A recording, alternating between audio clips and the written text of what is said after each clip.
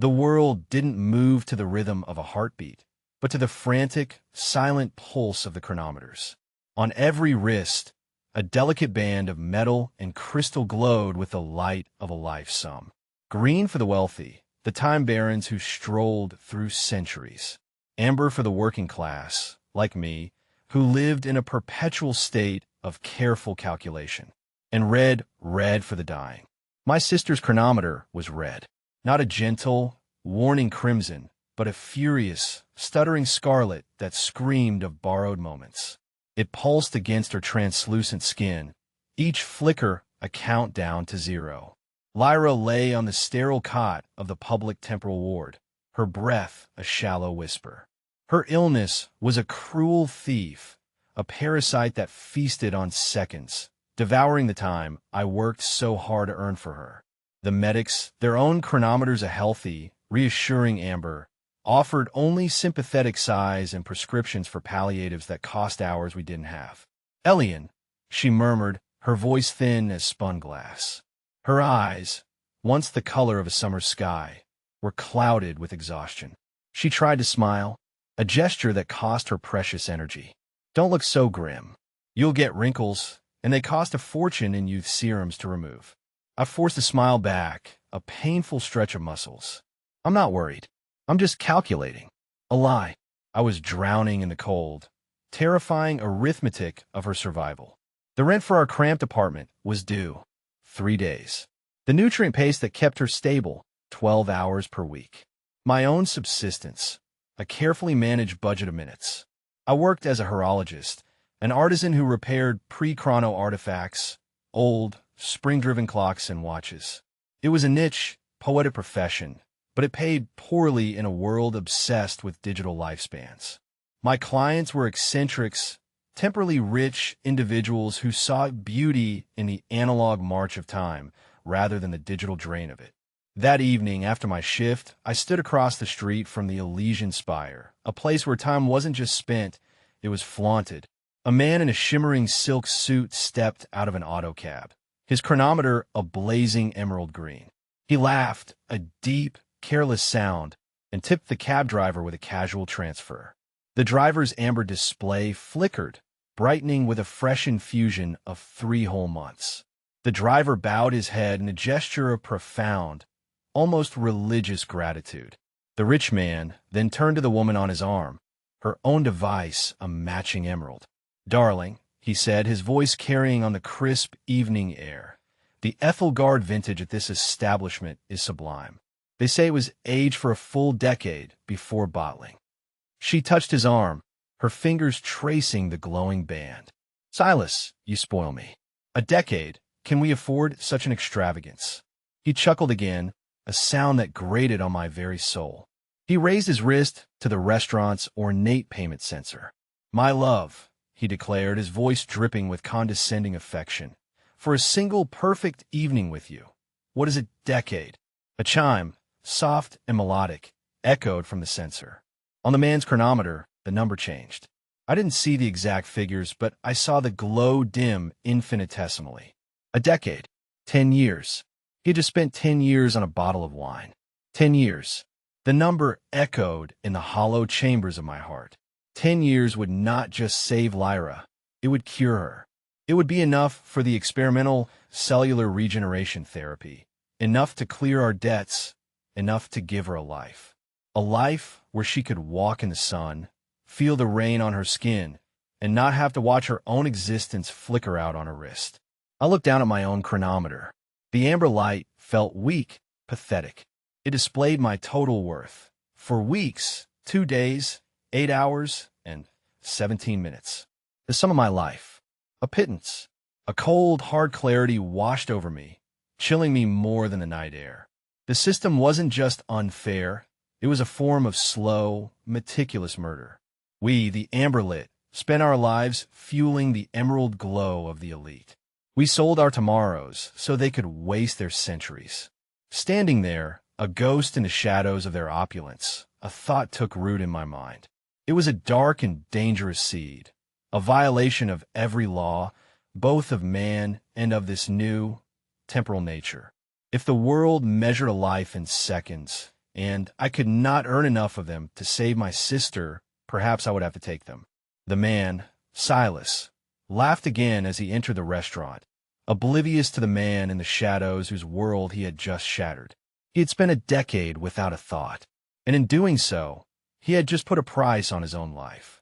I turned away from the Elysian spire, the red of Lyra's chronometer burning in my mind's eye. The question was no longer if I could save her. It was now a question of how, and for the first time, I felt a tremor of something other than despair. It was resolve, as cold and sharp as a shard of broken glass. What is the life of one man who has centuries to spare when measured against the final, flickering second of the one person I love? The morning after my dark epiphany, the city of Ethelberg felt different. Or perhaps I was the one who had changed. The relentless, invisible rhythm of the chrono-credit system, which had once been the background hum of my existence, was now a deafening roar. Every transaction, every movement, every breath was a calculation. I left our small apartment in the Hourglass Quarters, a district named for the perpetual state of its residents' lifespans. The buildings were cramped, stacked one on top of the other like forgotten files, their windows dark and weary. The air was thick with the scent of recycled nutrients and quiet desperation.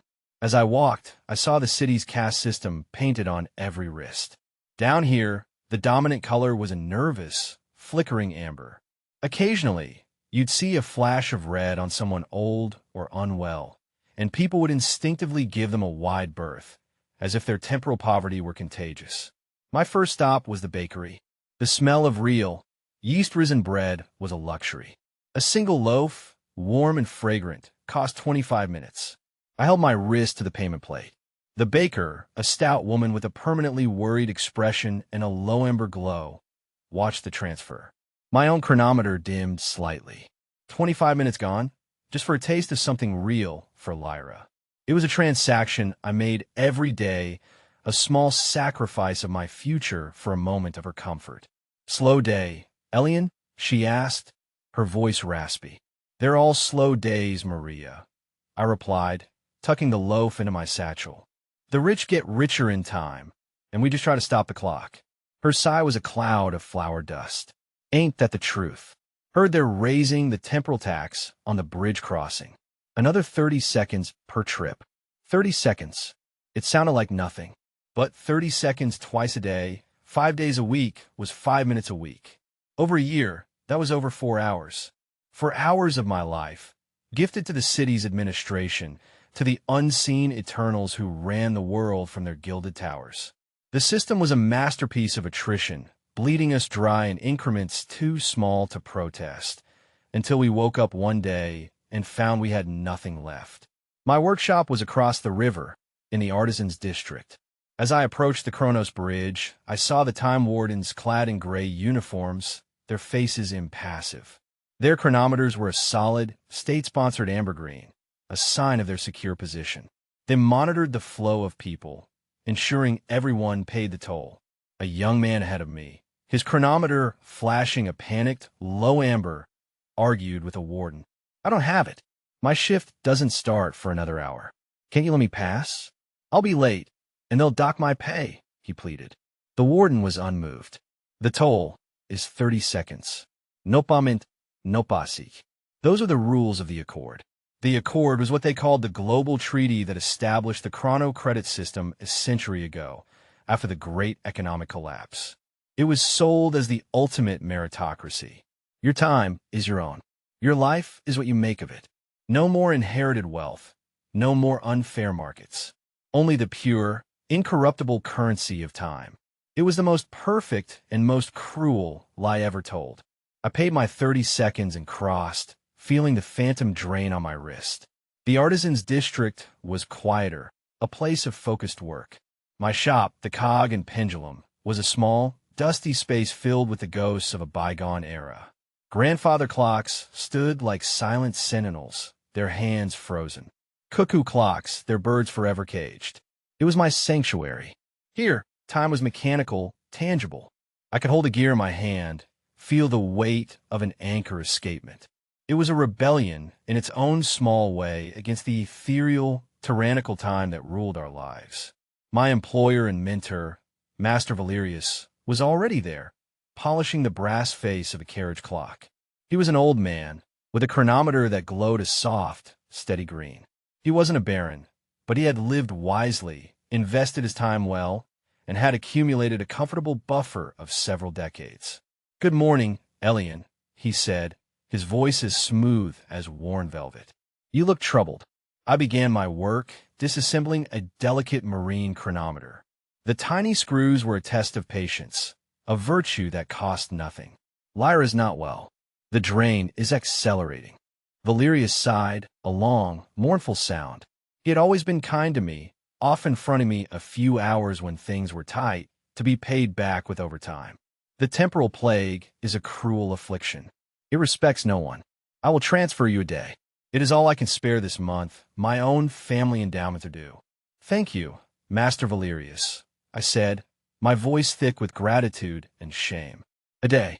24 hours. It was a lifeline, but it was also a drop in the ocean.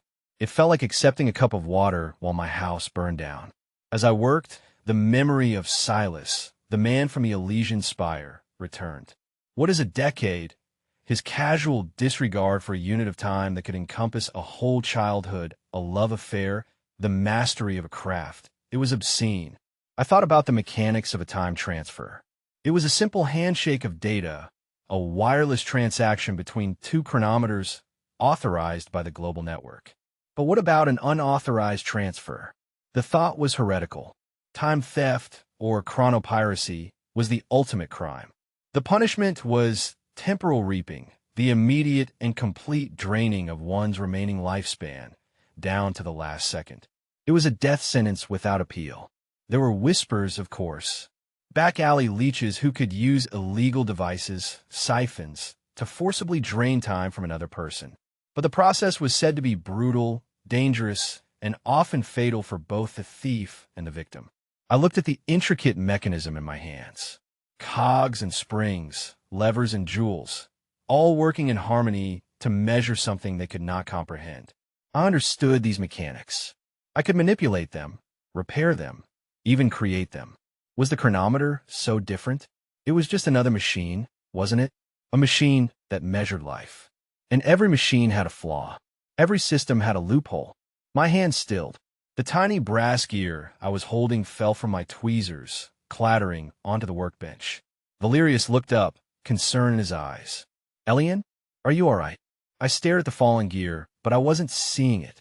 I was seeing the glowing green band on Silas's wrist. I was seeing the complex, encrypted code of the chronocredit network, not as an impenetrable wall, but as a lock. And I, a humble horologist, a student of time's most ancient and intricate locks, was beginning to wonder. Could I be the one to pick it? To understand my desperation, you have to understand my fear. It wasn't just the fear of Lyra dying. It was the fear of what her death would mean. In our world, when your chronometer hits zero, you don't just cease to be. You are erased. Your temporal signature is wiped from the global accord registry. Your debts are nullified, your assets absorbed back into the system. You become a ghost, a story whispered by those who knew you, until they too run out of time. It is the ultimate state-sanctioned oblivion. And my deepest fear was that Lyra would be forgotten. My dreams were haunted by this. I would dream of her not as she was now, frail and fading, but as she was when we were children, before the accord had fully taken root in our generation, before the constant, gnawing anxiety of the clock. We lived in a small coastal town then, and our father, a fisherman, measured his life in tides and seasons, not minutes and seconds. We had a small hoard of old currency, metal coins, and paper notes, which we used as toys. They were worthless historical curiosities. In one recurring dream, Lyra and I are on a beach. She is 6 years old, laughing, her hair a wild halo in the sun. She digs in the sand, not looking for shells, but for old, round coins. "Look, Elian," she'd cry, holding up a tarnished piece of metal. "This one has a ship on it. It's a whole treasure." In the dream, the joy on her face is so pure, so real, it makes my heart ache. There is no glowing band on her wrist. There is no clock ticking down. There is only the sun, the sea, and the infinite, unquantified time of a childhood afternoon. Then the sky would darken. A shadow would fall over us. I would look at her wrist, and the chronometer would be there, flashing a violent red.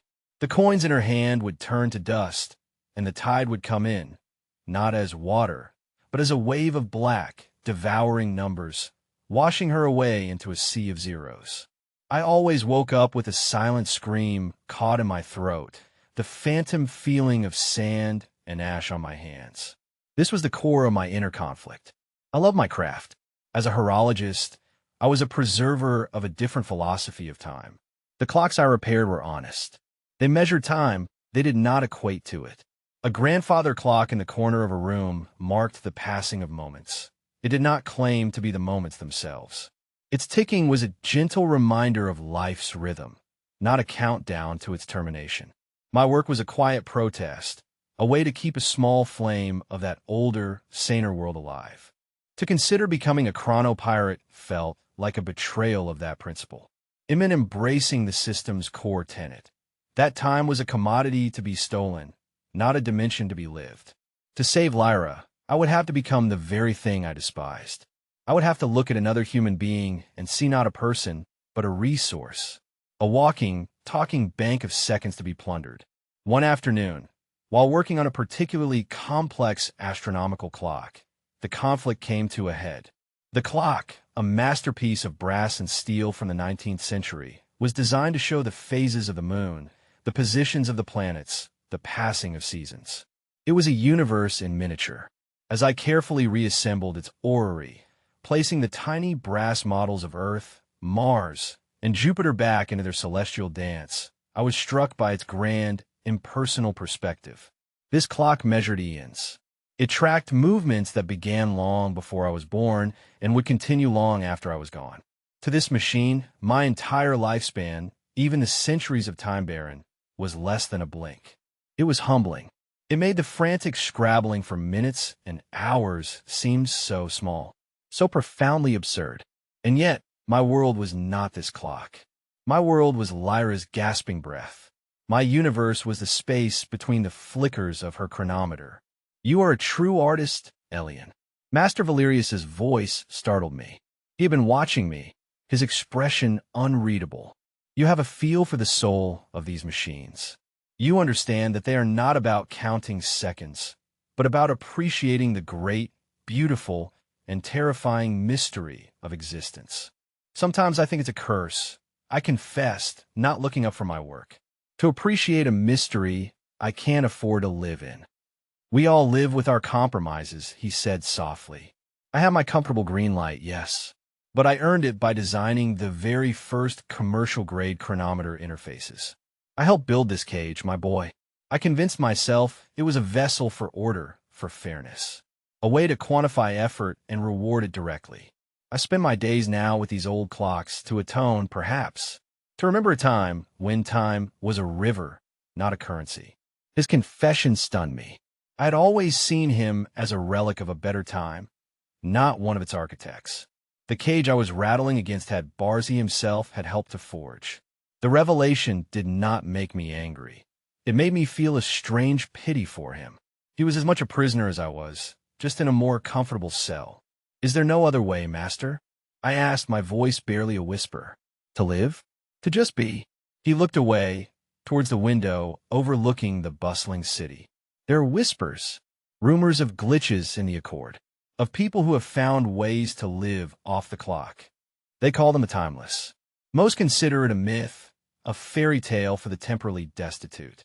But every myth is born from a seed of truth." He paused, then looked back at me, his eyes holding a deep, ancient sadness. "But to chase such myths, that path requires a sacrifice greater than just time." That night, I went home and found Lyra weaker than ever.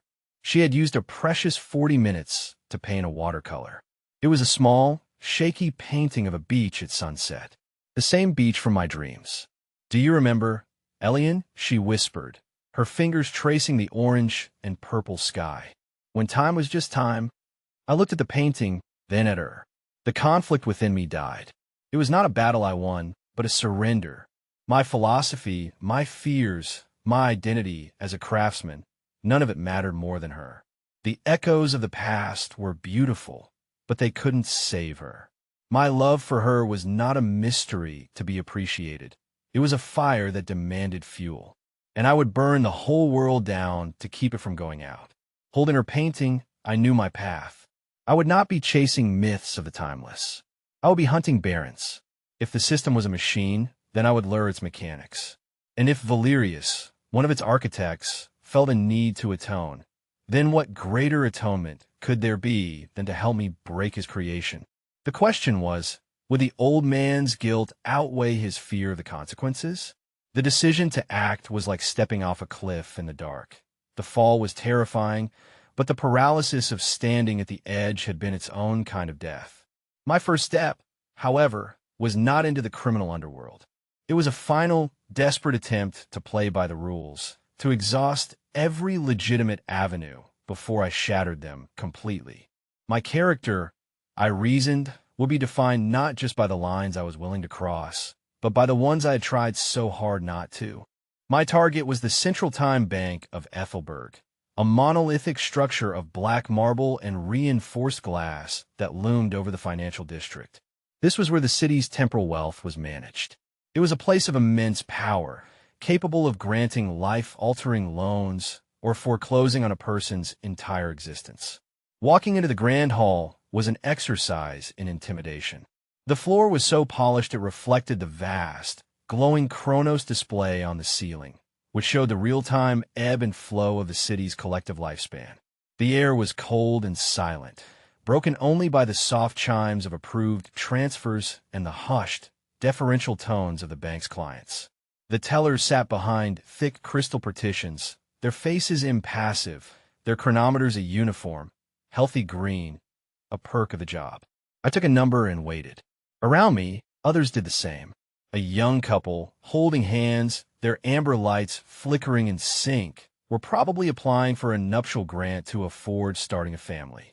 An old man, his face etched with worry, clutched a portfolio, likely trying to leverage his remaining years for a medical extension. We were all here for the same reason, to beg for more time from a system that had been designed to keep us wanting it. When my number was called, I approached the counter. The loan officer was a man named Kalen, his nameplate gleaming next to his perfect, state-sanctioned smile. His chronometer pulsed with a vibrant, almost arrogant green. "Good morning," he said, his voice smooth and devoid of any genuine warmth. "How may the Bank of Ethelberg help you manage your future today?" I laid it all out. My voice was steady, but my hands trembled slightly. I explained Lyra's condition, the temporal plague. I presented the medical reports, the projected costs for the regeneration therapy. I detailed my profession, my income, my spotless record of paying my temporal debts. I was asking for a loan of 15 years, an astronomical sum. Kalen listened, his fingers dancing over a transparent data slate, his eyes scanning my entire life, quantified and displayed for his judgment. He didn't look at me once. He was looking at my numbers. "Mr. Elian," he began after a long, cold silence, "your filial devotion is commendable. However," the word hung in the air like a guillotine, "your current temporal net worth is 4 weeks, 1 day, and change. Your income is variable and insufficient. Your profession," he said the word with a slight sneer, "is classified as non-essential heritage craft. You have no collateral. To grant a loan of 15 years against a capital of 4 weeks would be fiscally irresponsible. There must be something," I pleaded, my composure cracking. "A high-risk program? Subsidized medical grants? My sister is dying." "Many people are dying, Mr. Elian," he replied, his voice flat. "That is the nature of time. The bank is not a charity. It is an institution of stability. We cannot subsidize a poor investment. Your sister's condition makes her, from a temporal economic perspective, a non-viable asset." Non-viable asset. The word struck me with physical force. He had just called my sister a bad investment. The raw, unvarnished cruelty of the system was laid bare in that one sterile phrase. The polished marble, the silent hall, the green glow on his wrist, It was all a facade for a slaughterhouse that processed lives instead of livestock. I clenched my fists, the urge to smash the crystal partition between us rising like bile in my throat. But I swallowed it. Anger was a luxury I couldn't afford. It would only get me arrested by the time wardens, and my remaining weeks would be forfeit. Defeated, I turned to leave. But as I reached the door, another path opened. One of the bank guards, a hulking man whose chronometer was a muted amber, caught my eye. He gave a subtle, almost imperceptible nod towards a side alley as I exited the building. Driven by a sliver of hope, I waited in the grimy alley. A few minutes later, the guard appeared, his shift apparently over. "Heard what you were asking for in there," the guard grumbled, his voice low. "The bank won't help you. They only lend time to those who already have it." "I'm learning that," I said bitterly. "But," he continued, looking around nervously, "there are other kinds of loans. Not so official." He slid a small, tarnished metal token into my palm. It was crudely stamped with the image of a leaking hourglass. "Go to the Undercroft below the old aqueducts. Ask for the broker. Show her this. She deals in a different kind of currency." I looked at the token. It felt heavy, a weight of sordid promises and dangerous secrets. "What does she deal in?" The guard gave a grim smile. "She doesn't lend time. She teaches you how to take it. But be warned, kid. The interest on a debt like that, you pay it with your soul." He turned and walked away, melting back into the amber-lit crowd, leaving me alone in the alley with a cold metal token in my hand. This was it. The final legitimate door had been slammed in my face, and a dark, illicit one had been opened. My trial of playing by the rules had ended in abject failure. My character had been tested, and my noble intentions had proven worthless. I walked back towards the hourglass quarters, the city lights blurring through the unshed tears in my eyes. I had tried to be good. I had tried to be just. But the world didn't reward goodness. It rewarded strength and ruthlessness. The loan officer's words echoed in my mind. Non-viable asset. Fine. If the world saw my sister as an asset to be discarded, then I would start seeing the temporally rich as assets to be liquidated. The guard had said the debt would cost my soul. But what good was a soul in a world that only valued the seconds you had left to live? Staring at the grimy token, I wondered, who was the broker, and what terrible knowledge did she possess that was worth more than time itself? The Undercroft was not a place you found by accident. It was a wound in the city's underbelly, a maze of dripping tunnels and forgotten maintenance shafts beneath the grand aqueducts of old Ethelberg.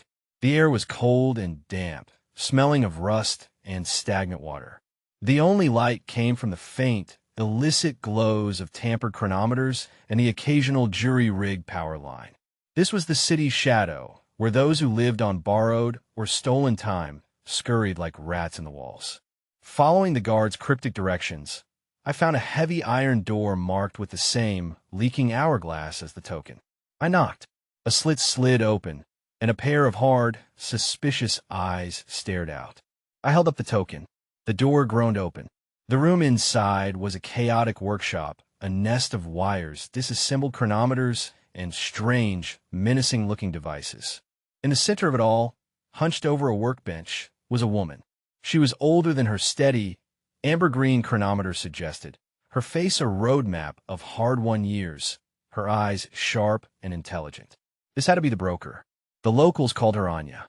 "The bank guard sends more desperate fools my way," she said, without looking up from her work. "He gets a commission, a few hours for every lost soul. What makes you so special?" "My sister," I said, my voice echoing slightly in the damp space. "She has the temporal plague. I need 15 years. Anya finally looked up. She let out a short, harsh laugh. 15 years. The boy has ambition. You think you could just walk in here, ask for a siphon, and go hunting for a baron? You'll be a smear on the pavement and a null entry in the registry before you can even arm the device." "I'm a horologist," I said, trying to keep my voice steady. "I understand complex mechanisms. I'm a fast learner." "Fixing cuckoo clocks is a far cry from cracking a man's life code, kid," she retorted, but her eyes lingered on me with a flicker of interest. "Still, you have the right kind of desperation in your eyes. The kind that gets things done or gets you killed." I've seen it before. She gestured for me to come closer. On her workbench was a device unlike any I'd ever seen. It was a harness of wires and a sharpened, crystalline needle, connected to a capacitor that hummed with a dangerous energy. A siphon. The ultimate taboo. You think this is just about sucking time from one person and putting it into another, don't you? She asked, her voice dropping to a conspiratorial whisper. That's the nursery story the Accord tells to scare children. The truth, the real secret of our world, is so much worse. She powered down the siphon and leaned back, her expression grim. You know how the Accord started, right? The founding Chronos, the great visionaries who ended poverty and war by creating the perfect meritocracy. A beautiful lie. What's the truth? I asked, my heart pounding.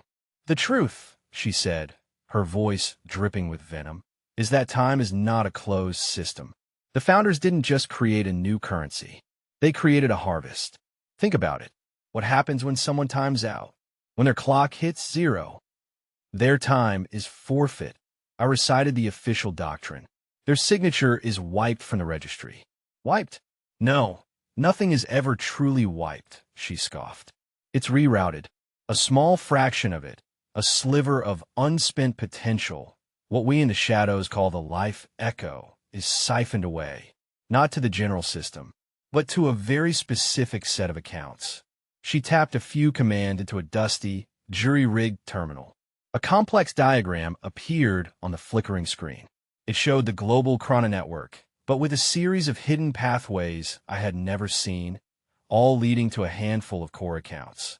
The descendants of the founding Chronos, Anya explained, her finger tracing one of the glowing lines. The so-called Eternals. They don't just live long lives because their ancestors were rich in time. They live forever because they are constantly fed by our deaths. Every time a poor soul in the hourglass quarters runs out of time for medicine, every time a worker is crushed in an industrial accident, every time a life is extinguished, a little piece of that life, the echo, trickles up to the top.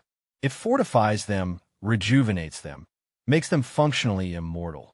I stared at the screen, a cold dread seeping into my bones. It was a revelation so monstrous it buckled the foundations of my reality. The system wasn't just a cruel hierarchy. It was a parasitic farm. We weren't just workers. We were livestock, living and dying to feed a handful of unseen gods. My sister's illness, the temporal plague, it wasn't just a random tragedy. It was a necessary part of the harvest. They're not just rich, I whispered, the words catching in my throat. They're feeding on us. Exactly, Anya confirmed. They are vampires living on the blood of the world. And the siphon, she patted the device on her bench, is more than a tool for theft. It's a key. The technology was reverse-engineered from a captured warden's medical device. It doesn't just transfer time. It taps into the underlying code, the very language of the echo. That's why it's so dangerous. It's a taste of the founder's own forbidden magic. She looked me dead in the eye, her expression deadly serious. I can give you one. I can teach you how to use it. Your target will be Silas Core. The name hit me like a physical blow. The man from the Elysian Spire. The man who had spent a decade on wine. Why him? Core is not just a baron. He's a brute, Anya said. He made his fortune by running unsafe factories where workers time out at an astonishing rate. His family is one of the direct lines to the founders. His echo yield is among the highest in the city. He's a prime target. Rich, cruel, and deserving. Taking his time would be a service to us all. The world had tilted on its axis. My quest was no longer just a personal mission to save my sister. It was now entangled in a horrifying secret that could shatter the world. To steal from Silas Core was no longer just a crime. It was an act of rebellion, an act of war against the gods of this world. Anya handed me a small, encrypted data chip. This is the siphon's manual and Core's schedule. He inspects his primary factory in the industrial sector every third night. The security is heavy, but he has a moment of vulnerability when he calibrates his personal chronometer with the factory server. That's your window. I took the chip, its cold surface a stark contrast to the fire in my veins. This was the point of no return. I was armed with a terrible weapon and an even more terrible truth. "There's one more thing," Anya said as I turned to leave. "The siphon has a failsafe. If the transfer is interrupted, or if the target's biometric signature fights back too hard, it can create a temporal backlash. It could fry both your chronometers, instantly zeroing you both out. It's not a clean tool. It's a bomb. You understand?" I nodded, the weight of her words settling upon me. I was about to go to war with a vampire, using a bomb as my weapon, all to save the one person who still reminded me of a time before the madness. But as I walked out of the Undercroft and back into the ticking city, a new question haunted me. If the Eternals were truly immortal, feeding on the deaths of millions, was Silas Core just a man? Or was he something more? And what happens when you try to steal from a god?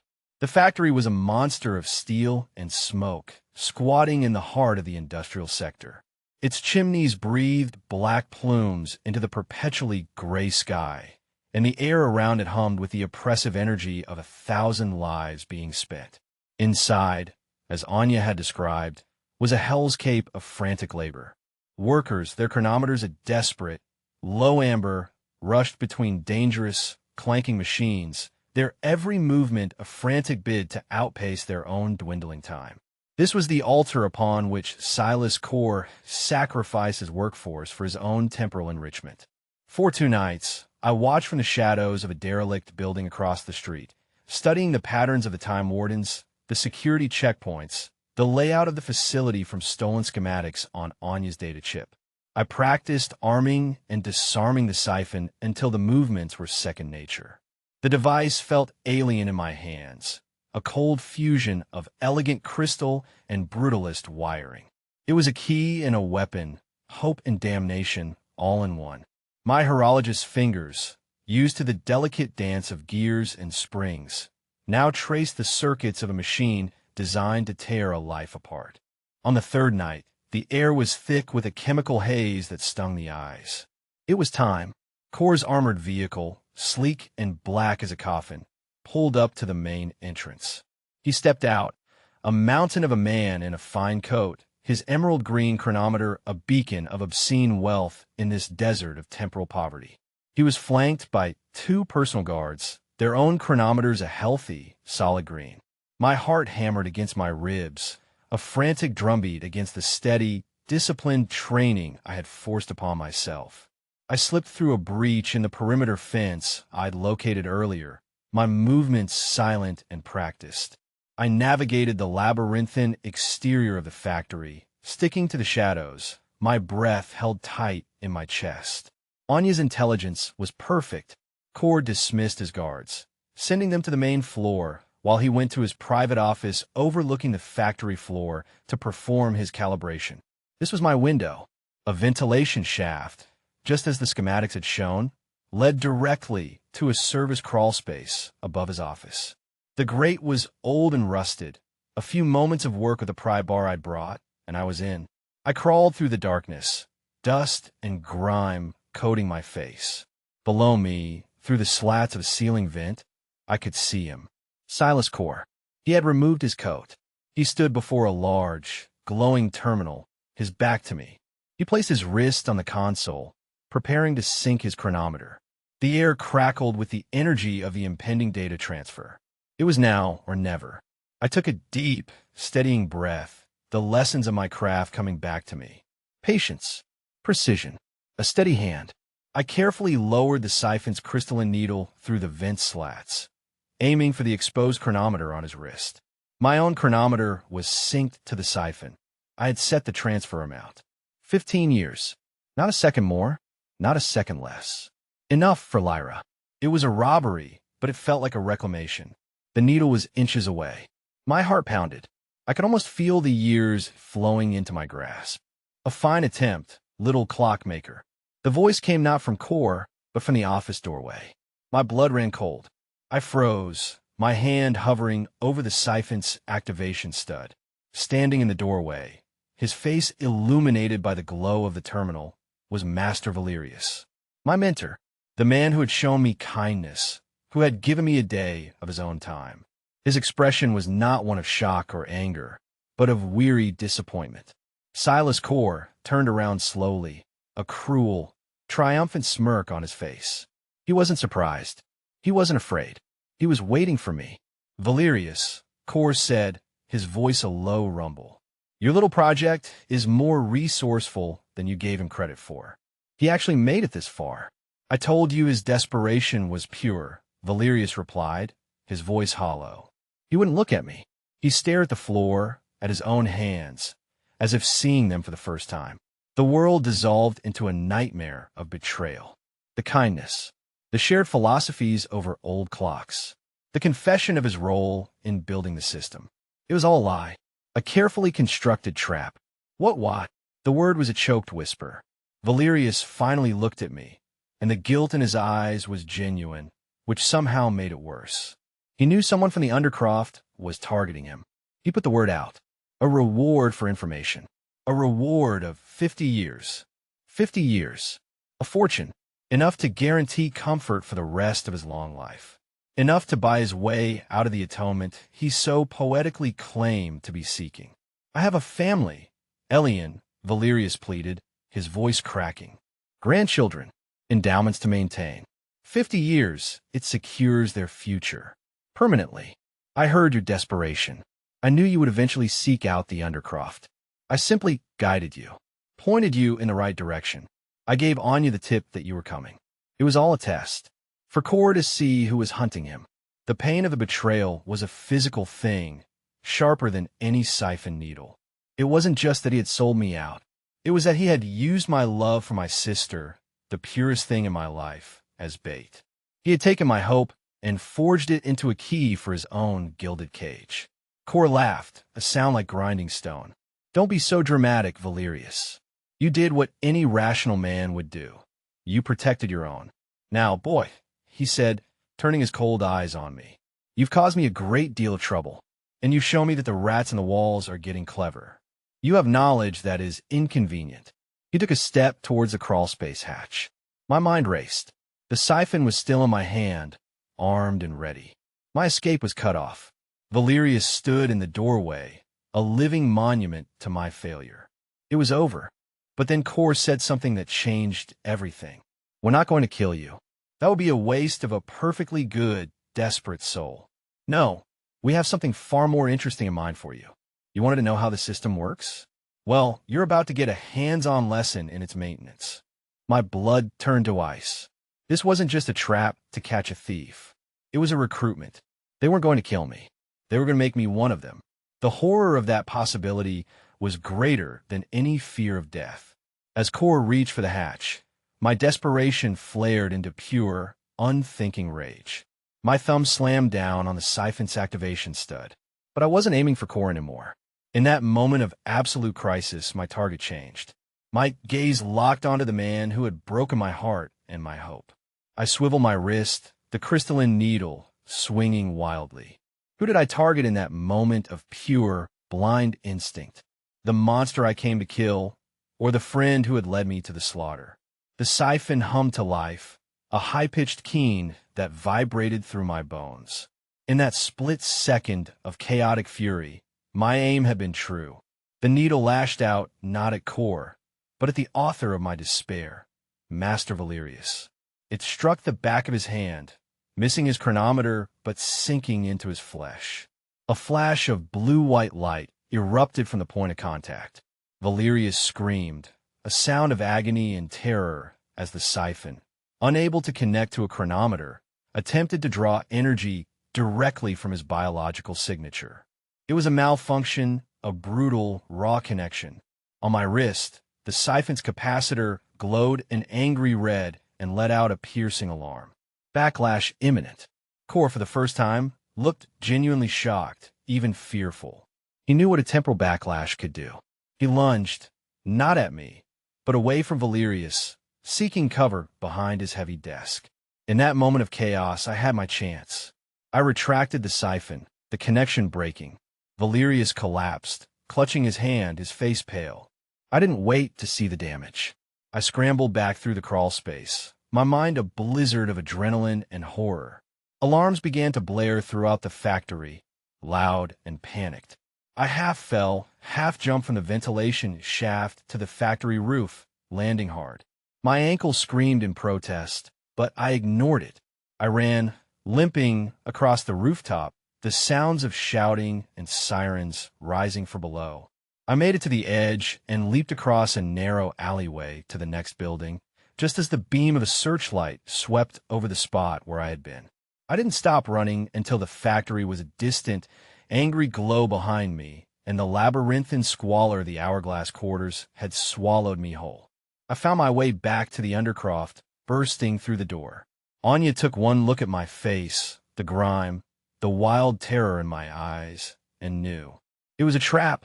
I gasped, leaning against the wall, my whole body shaking. Valerius. He sold me out. Anya's face hardened, but there was no surprise. There's no honor among the desperate. What happened? I explained everything. The setup, Core's words, the backlash. When I finished, she was silent for a long time, her sharp eyes assessing me. So Core isn't just a baron, she mused, more to herself than to me. He's a gatekeeper, a recruiter for their dirty work. And he wants you. She looked at the damaged siphon in my hand. You're marked now, kid. They won't just hunt you. They'll hunt you to own you. The next few days were a blur of fear and paranoia. I couldn't go back to my apartment. I couldn't see Lyra. Anya hid me in a deeper, more secure part of the Undercroft, a dead zone where the Chrono Network's reach was weak. My world had shrunk to a single, damp cold room. My hope was gone, replaced by the grim reality of being a hunted animal. My chronometer was a beacon that could lead them right to me. Anya showed me how to dampen its signal, but it was a temporary fix. Then he found me. It wasn't Core's wardens. It was Core himself. He didn't smash the door down. He appeared alone, unarmed, standing in the doorway of my hiding place, as if he had simply willed himself there. Anya stood behind him, her face grim. She hadn't been overpowered. She had let him in. She is a pragmatist, Core said, his voice calm. She knows a losing fight when she sees one. I scrambled back, my heart seizing in my chest. Stay away from me. I'm not here to harm you, Elian, he said, holding up his hands. His emerald chronometer seemed to mock the squalor of the room. I'm here to offer you a choice. What you saw in my office, what Valerius did, that was a test. A crude but effective one. I needed to know if you had the nerve, the skill, the rage. You passed. Spectacularly. A test for what? I spat. To be your lackey? To help you maintain your farm? Core's expression shifted. The cruel arrogance was gone, replaced by a deep, burning intensity. No, to help me destroy it. The statement was so contrary to everything I believed that I could only stare at him in stunned silence. You believe I am a monster, he continued, taking a step closer. And you are right. I have done monstrous things. My family has fed on the echo for generations. But I am a monster who has seen the face of his own damnation. He rolled up his sleeve, showing me his chronometer. The emerald green was flawless, displaying centuries of time. But beneath it, on his skin, was a network of faint, black veins like creeping corruption. The echo is a poison, he whispered, his voice filled with a self-loathing that was terrifyingly real. It extends life, yes, but it corrodes the soul. It hollows you out. We are not gods, Elian. We are ghosts, cursed to haunt the world, unable to truly live and terrified of a death that will never come. We are the ultimate prisoners of the system we created. He explained that he was part of a small, secret schism within the Eternals, a resistance movement of a few who saw the Accord not as a blessing, but as a perpetual sin. Their goal was not to reform the system, but to shatter it entirely. We want to trigger a grand cascade, he said, his eyes blazing. To overload the central server, the Nexus Chronos, where all the hoarded time and the Echo Siphon mechanism are managed. We can't just shut it down. We need to release it. All of it. Every stolen second, every hoarded century, every last drop of the Echo, blasted back into the public network. It would give every single person on this planet centuries, millennia of time. It would make time meaningless. It would force humanity to find a new way to live. I was reeling, my mind struggling to process the enormity of what he was proposing. Why me? You're an Eternal. You have power, resources. We have resources, but we are watched constantly by the others, the loyalists. We cannot move freely, and our chronometers carry the signature of the founders. The Nexus would reject us. We need an outsider, someone with your skills, your rage, someone with nothing to lose. He looked at me, his gaze piercing. The backlash you caused with Valerius, it created a momentary flaw in the local network. It showed me you have an instinct for this. You can create the viral code we need, a code that mimics a temporal backlash to crash the Nexus. And then he laid out the choice. It was brutal in its simplicity. Option 1, he said, you walk away. I will give you the 15 years you need for your sister. I will wipe your record, give you new identities. You and Lyra can disappear, live a quiet life. The world remains as it is, a farm, and you can pretend you don't know. He paused, letting the weight of the offer sink in. A life for Lyra. Everything I had wanted. Option 2, he continued, his voice dropping. You help us. You become the weapon that brings down the gods. If we succeed, you save not just your sister, but everyone. You liberate the entire world from the tyranny of the clock. But the mission is a suicide run. To initiate the cascade, you'll have to physically interface with the Nexus core. The energy release will be absolute. Your chronometer will be the epicenter. You will be instantly and irreversibly zeroed out. Save my sister, or save the world. A quiet life built on a silent complicity, or a meaningful death that offered a chance of true freedom for all. He was offering me the life I had dreamed of for Lyra, but the cost of leaving everyone else in chains. Or he was offering me the chance to be his savior, at the cost of my own life and my future with her. He left me then, alone in the silence of the Undercroft, the two choices warring within me. I thought of Lyra's face, her smile, the feel of her hand in mine. Then I thought of the faces in the street, the frantic amber lights, the despair of the man at the bridge, the cold, dead eyes of the lone officer. My personal love versus a universal justice.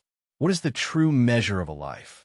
The time you spend with the one you love, or the world you leave behind for them to live in? The choice was mine, and it would be the last one I ever made. The choice, in the end, was not a choice at all. It was an inevitability. To take Core's offer of a private salvation, to walk away with Lyra into a quiet life, would be to carry the knowledge of the harvest in my heart forever. Every time I looked at her, I would see the faces of the countless others still trapped. Our happiness would be a beautiful lie, built on a foundation of universal suffering. My love for her was too pure to be contained in such a poisoned vessel. I would not save her body by sacrificing her soul, and mine along with it. I sent my decision to Core through Anya. The plan was set in motion with a chilling efficiency.